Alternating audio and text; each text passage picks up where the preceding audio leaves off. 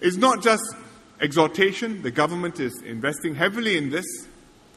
We're putting in the courses, we're putting in the incentives, we're putting in the support to employers, to companies, so that they can make the investments, so that they can transform the way they operate. So with the full support of the tripartite partners, I think we have every chance of achieving this goal. And if we can get 2 to 3% productivity growth, then we can translate this into better wages for workers. How much better wages? That depends on our productivity performance. So let's do our best to achieve this, get the productivity growth in every sector by improving the quality of jobs, of workers. And if we can do that, then the wages will take care of themselves. But while we focus on productivity growth, there's one group which we need to pay special attention to, and that is the lower income and less skilled workers. We cannot assume that if wages in general go up, then the lower income will automatically be carried along and will also be okay. Because I think with globalization, with the fierce competition they are facing internationally, they will have a problem unless we do something special to help them. And we must make this special effort to ensure that the lower income benefit from the country's progress. This, again, is a tripartite responsibility. The labor movement has to help them to get a fair deal, good working conditions, accessible skills training, decent salary. The employers need to go for best sourcing, not cheap sourcing. And employers, including the government, taking the lead in best sourcing. Because the government is a big employer, and I think we can make a difference. On the government's part, we must do our part, build on workfare, supplement the wages of the low income so that as they work, they get topped up, take-home pay topped up, CPF topped up. We have to make sure that this group gets access to education, to housing, to healthcare, to transport. And we will weight our help so that the lower income group particularly get more help when it comes to these essentials of education, housing, healthcare, and so on. We will have more social spending to help the less fortunate to help themselves. But we must do this in a way which doesn't undermine their self-reliance or self-esteem. So, whether it's raising productivity, whether it's helping the low-income workers, in many different areas, we need to depend on tripartism. It's carried us here, and in this new phase, I think tripartism is even more important than before. We're going to face choppier, less predictable international conditions. From boom to bust to boom again. It used to be 5-7 years, you have time to catch your breath, stabilize.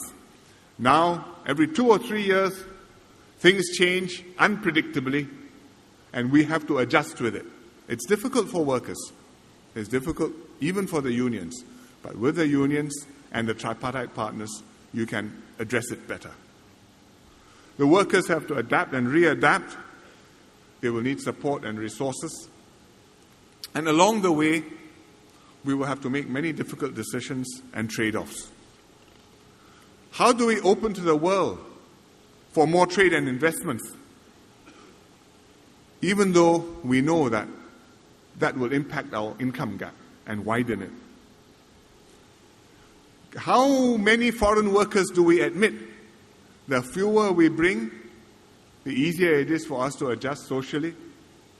But then it means less job creation, less vibrancy, less opportunities for Singaporeans.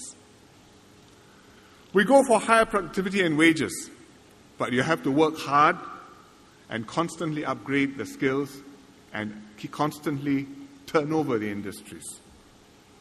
We have to help the poor, but at the same time, avoid going down the slippery slope of becoming a welfare state. And the only way we can do all these things is through close tripartite cooperation. We need all three tripartite partners to be strong, the government to continue to govern well in Singapore,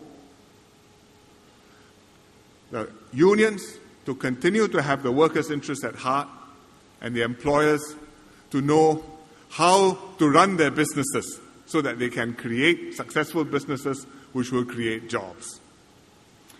So each one of these has got a role to play. The government, we are in a new phase. Post this general election, we're updating our policies, we're changing our approach to formulating policies, implementing policies, involving people. Many things will change. One thing must not change, and that is that we will implement sound and consistent policies and uphold policies that will promote the long-term interests of workers and Singaporeans. NTUC is changing too. From one generation of leadership, we are going to a new generation of leadership. With the old union leaders, they've looked after the interests of workers, persuaded them to support policies which work. Now, we're going to have a new generation of leaders, and I'm confident that the new generation will be similarly passionate, similarly motivated, similarly convinced. I'm happy to see the quality and diversity of the candidates for the Central Committee. We have men and women. We have all racial groups. We have a wide range of professions. A nurse, a technician, teachers, civil servants, post officer, port officer, office executives, representing the wide range of our workforce. And I think that the new NTUC must bond with workers as tightly as the old NTUC did. Employers too. First requirement, make sure your business is successful. With that, you have a basis for taking care of workers. But beyond ensuring that the individual tripartite partners are strong, we also must make sure that the links are strong, especially the links between the government and the unions. The government works very closely with the unions to improve the lives of workers. And we have to maintain this close rapport, this meeting of minds, this ability to chat, to share concerns, to be frank with one another. Because otherwise, the government will miss out on valuable inputs from workers, and I think workers will lose their say and their influence in Singapore, and it will be to the disadvantage of both.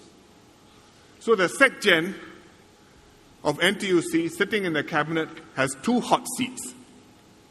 Not so easy to do. In cabinet, he's representing workers, voicing their concerns, shaping policies.